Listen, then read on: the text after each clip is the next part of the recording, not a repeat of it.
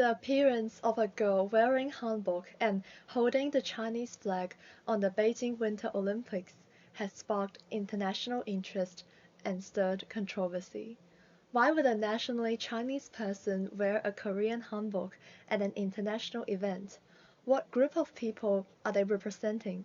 Welcome to the first video episode of the Online Museum of Chinese Koreans. Today we are introducing the Joseonjok, the ethnic Koreans in China. They are called Chaoxianzu in Chinese. And we are going to explore why hanbok was utilized by them to construct an ethnic identity. The most predominant wave of Korean immigrants was in the 1910s, after the Japanese invasion and colonization of the Korean peninsula.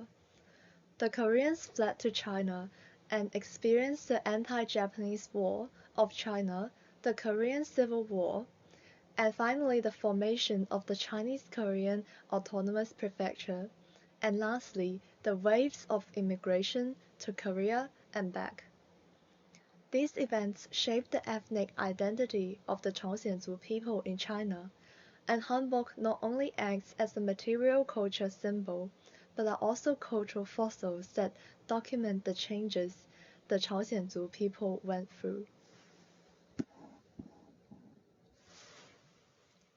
Chaoxianzu people wear hanbok frequently, and that is why they develop a need for purchasing hanbok and the desire to keep up with fashion trends.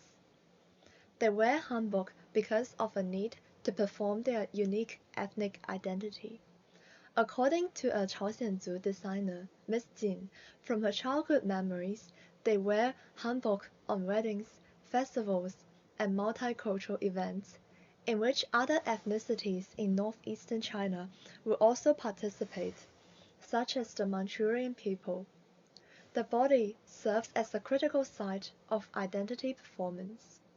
Chaoxianzu people decorate themselves with hanbok to project information about themselves and to potentially achieve the effect of ethnogenesis, in which the formation of their unique identity as an ethnic group.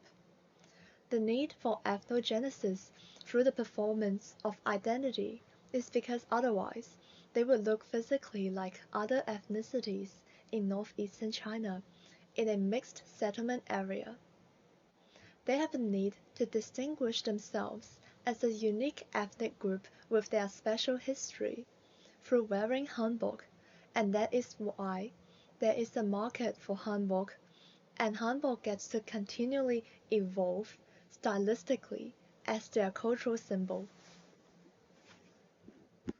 A cultural symbol consists of two parts, the sensory component and the cognitive component. The sensory component involving the observable parts, such as color, texture, and also the kinesics. The cognitive component is the mental or conceptual parts linked to the symbol. It involves ideas, meanings, or history, or emotional significance attached to the symbol. The sensory component of modern hanbok worn by the Chaoxianzu females involving a short top with narrow sleeves and also a puffy skirt. However, the observable traits are influenced by the cognitive component, and cognitive component is further manipulated by cultural factors. The changing cultural factors influencing the evolvement of hanbok can be explained by two phenomena in anthropology, both acculturalization and cultural identity. Acculturalization refers to the individual's adaptation of the dominant culture while still retaining their original culture. According to Mr. Zhu, a Chaoxianzu tailor born in the 1970s, explained in one of his posts that the first wave of acculturalization of Chaoxianzu hanbok occurred when China and Korea first established a diplomatic relationship, and lots of Chinese Chaoxianzu people go to Korea for work. Their exposure to South Korean culture has opened up the new gates of aesthetics, and it pushed for new demands in hanbok design. What I'm wearing is a 1980s Chaoxianzu hanbok top made from flat patterns, resulting in straight sleeves, with no cuts over here, and also what they called a fish belly shaped sleeve. And this is a more modern hanbok made by the Chinese Joseonjok people due to South Korean influence in their aesthetic standards. This has employed a dimensional cut, involving sleeves attached to the main body at a curved angle, and also a narrow sleeve that emulates modern clothing. Hence, we can see that as time goes, Chaoxianzu fashion was heavily influenced by South Korean fashion in the 2000s and beyond. Notice how North Korea didn't open its borders for cultural exchange, and their hanbok styles doesn't experience much evolvement and stays the same. This is a photo from 1980s, a Chinese Chaoxianzu wedding, and this photo is from a North Korean wedding in the 2010s.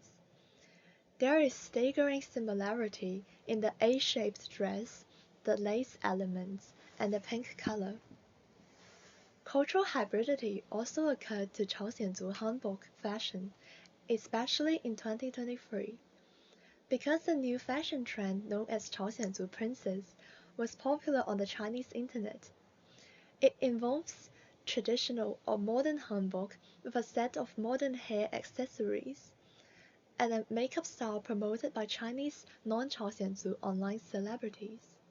It has attracted lots of Chaoxianzu and non-Chaoxianzu people to try out this style, and caused lots of Chaoxianzu tailors started to design styles that would match this fashion trend. And eventually, this has caused a shift in the aesthetic standards in hanbok in China. This is a phenomenon in which cultural hybridity has occurred because it involves traditional Chaoxianzu hanbok fused with modern Korean designs and Chinese beauty and fashion trends.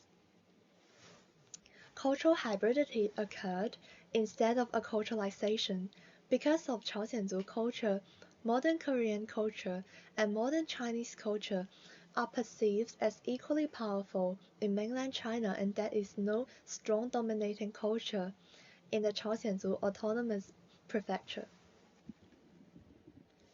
In conclusion, the evolvement of hanbok in China is an important material culture symbol of the Chaoxianzu people that is constantly going through changes. It accurately reflects the cultural influence over this special ethnic group through anthropological mechanisms such as acculturalization and cultural hybridity. Thank you for watching.